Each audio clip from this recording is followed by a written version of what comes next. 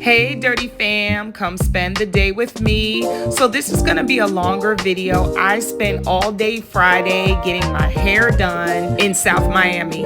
So I met up with Alexis, who is a cosmetologist for Salons at QF. That is her business. She's been doing this for over 10 years. And not only is she gonna do my silk press and amino treatment, but she's going to custom design a wellness plan for me moving forward. So let's listen to the consultation she had for me. I want to talk about the different lengths that you mentioned. So I do see that, right? Yeah. I also do see that this side of your hair is shorter than this side. So a good way to see it also is by bringing it up here. You can kind of see like this side is up versus this one. Another thing that I noticed is you have quite a few split ends. Not quite, you have a lot of split ends. Yeah. And what's happening is your split ends are traveling up the shaft.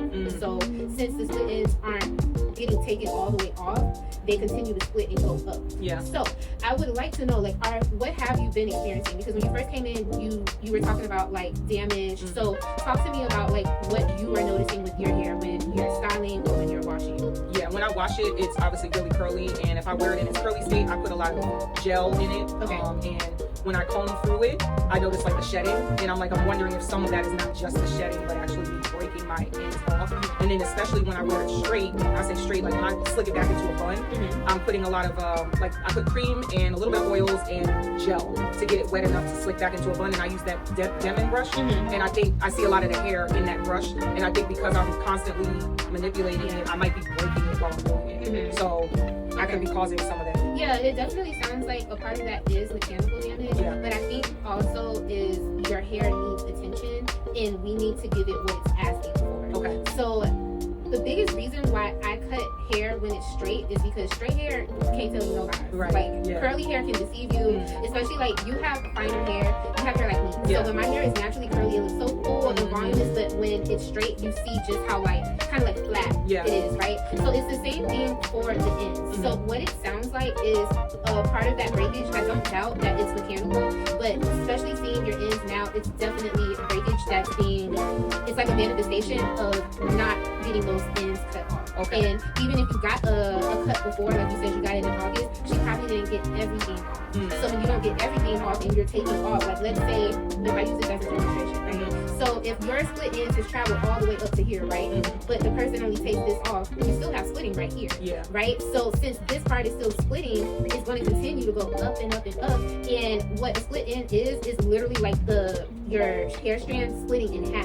So when you see that breakage, sometimes it could be like shedding, where like, you know, because we do go through shed phases to where like your hair can come out and it'll look like a longer strand. But if you see those shorter strands, that's breakage. And the breakage can be mechanical from, you know, not brushing your hair the right way or the wrong type of brush. But it can also be the breakage coming from that other end of that hair strand splitting off.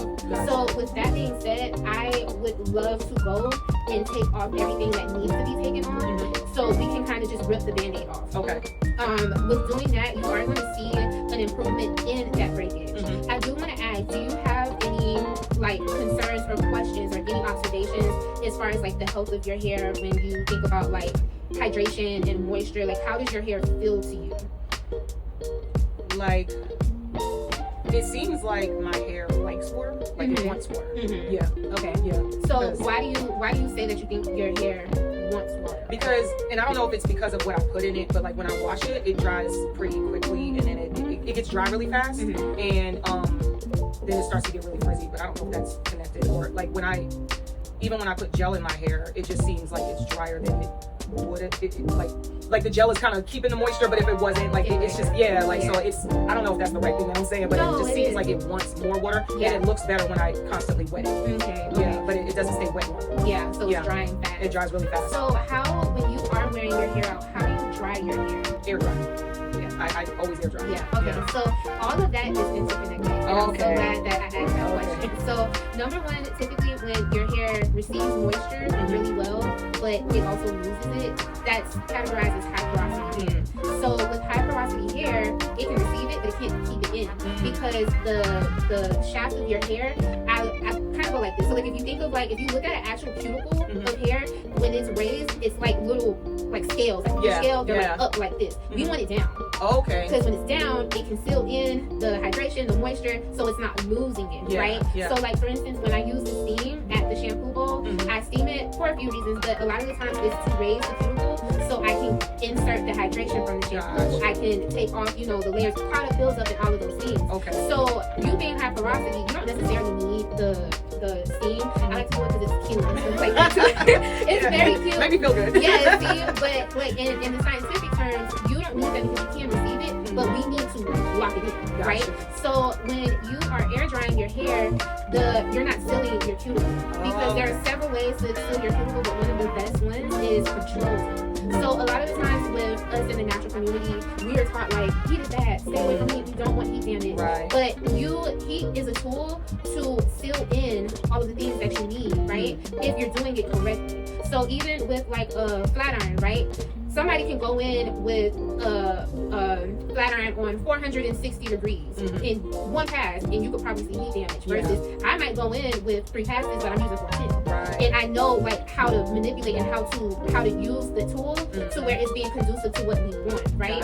So I say all of that to say, especially with being high porosity, you do not want to be air drying your hair because when you put that moisture, we need to keep it in there, and your hair already wants to let it go because the cuticle layers are up, and when you put that heat, it's going to seal it in like this, right? So what that would look like for you, you can either kind of like set your hair under the dryer if you don't like to blow dry. When you are using like a dryer like that, it's better if you don't know really how to deal with your hair and like the tools because it's indirect heat. So it's not, you know, a dryer right here, but you're still getting that heat in order to seal those things in. Okay. So in your wellness plan that I'm going to send to you, today's Friday, so expect that by the end of Sunday.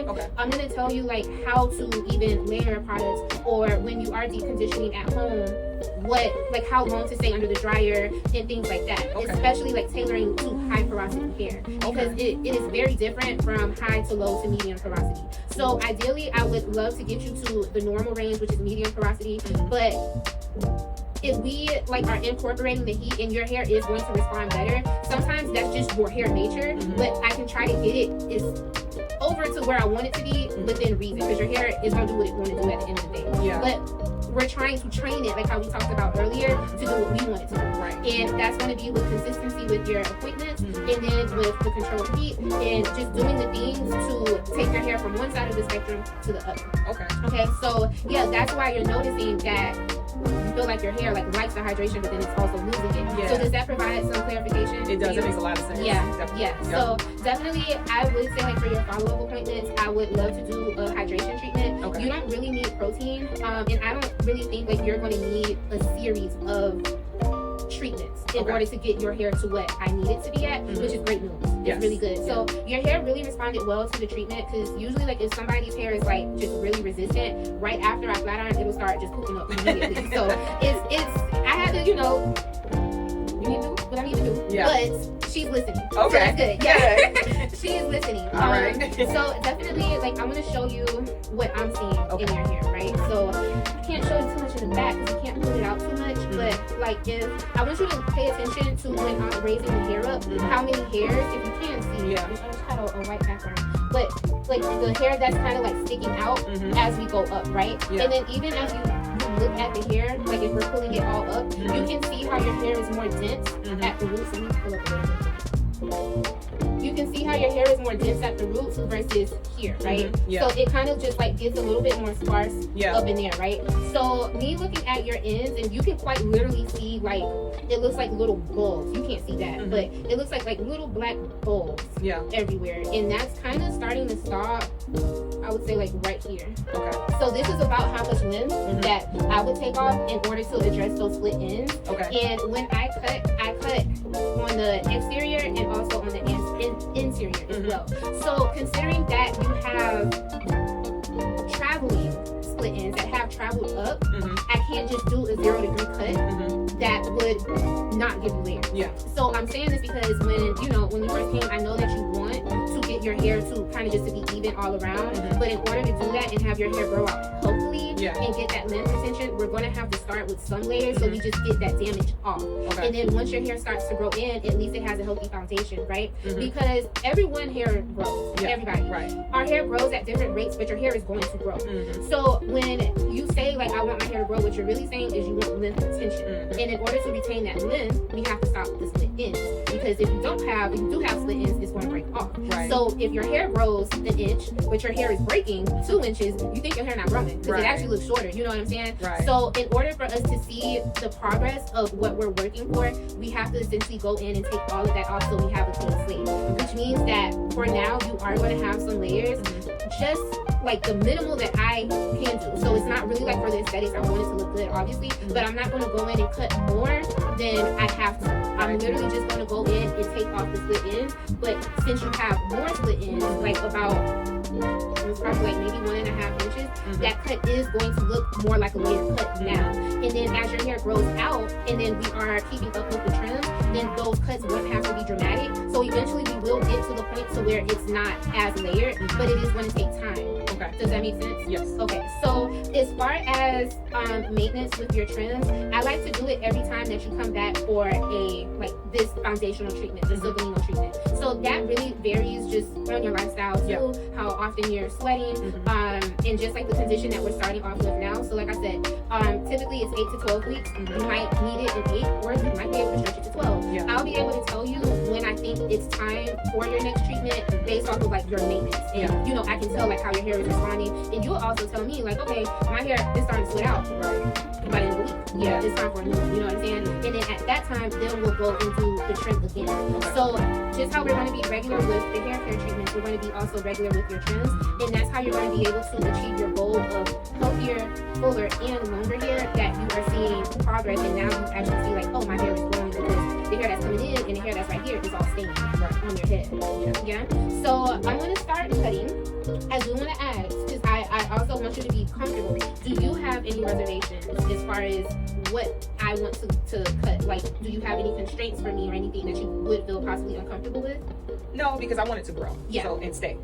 So I'm like, just get it out of the way now, and then do what we got to do. Because I don't want to prolong the process with the damage. So. Because some people, they'll take off like a little bit, and I'm like, I mean, it's gonna have to get cut off either way, and then you kind of, if you're paying for a cut, you might as well pay for a cut instead of keep paying for little cuts. You know what I'm saying? Exactly. So let's just rip the band-aid off. But the good thing is, I do see that we can do something. Okay. We can do something. It's not gonna be really short. I do. Did you say that you were thinking of a bob? When you first came in? Okay, so you would be okay with a bob? Yeah, because I want to be able to like roller set it. Okay. Like, with the whole curling iron roller set situation. And try to maintain that. That would be really nice. So a bob would definitely be ideal for your hair where it is now. Me looking at the size, I'm gonna just see. So we're gonna do a bob. Okay.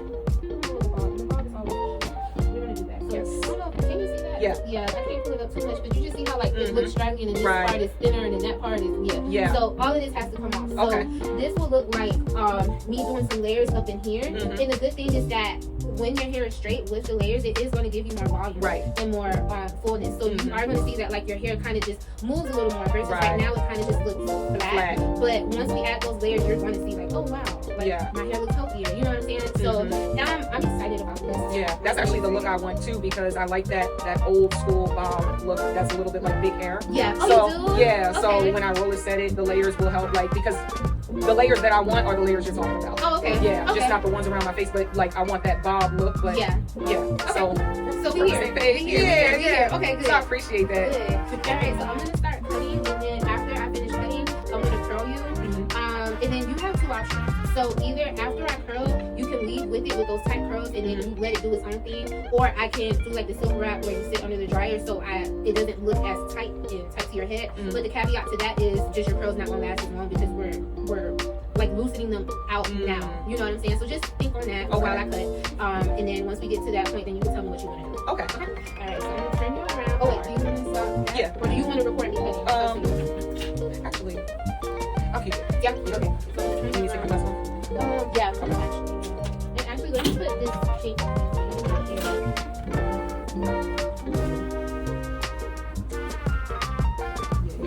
Hair fitness coach. That's why you Yes, that is your name for real. You are definitely pillar number 5, social fitness. Wait, what's 5? Social fitness, which deals with my presentation and my hair and my skin and my nails and my excellence, my dignity, my essence, all of that. I love that. You're all up in that pillar. Yes. I'm ready for my wellness. Yeah, because even the fact that I call it wellness, Yes. it's kind of like a fitness I'm thing. telling you, when I saw your page, I said, yes, she is me and I am her. Finally found Yes. me. So I am very excited. That's why I'm like, rip the Band-Aid off, because I trust you. This is the retrain phase of my hair. You know what? That is so true. It Everything is. that you said. Yes. And when you said, what did you say? Oh, when you were talking about heat being a tool, first thing I thought it was carbs. I said everybody hates carbs. They want to cut out carbs, but carbs are a tool. That is true. Yep, So, it's just yeah. needed for fuel, Yes, right? yes. So I'm like, yep, I see the parallels. Praise God. He knew. I love that.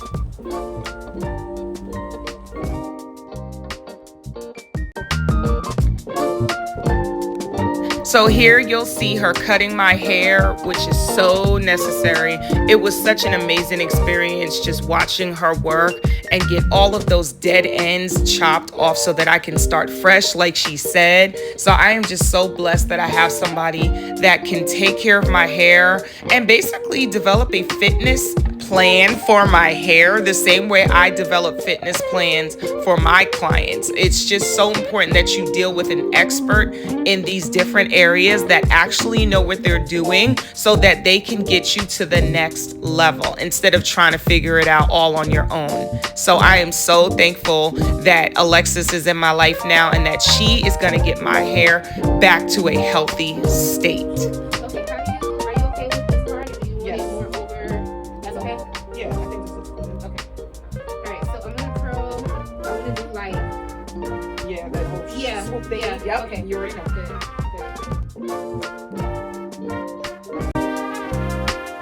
So here you'll see that she is now going to start curling my hair and styling it. And we didn't leave the style in because it was very late at this point, but she wanted to show me how to style my hair. And then she's going to go ahead and pin it up so that when I get home, I can then take my rollers that I have and put them in. So the next day my hair will already be set. So I am loving this process because I don't know anything about hair. So it's good to learn from the experts how to style and maintain so that you know what to do at home in between your sessions. You'll really just be setting me up for the next one, which would be more sense.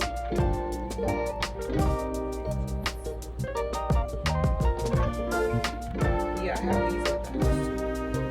Those, yeah.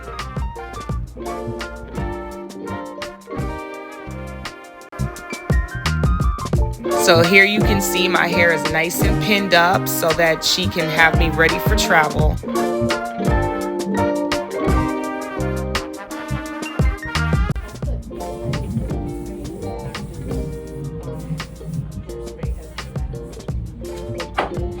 Thank you so much. I'm so excited. Yes, I'm happy that you are.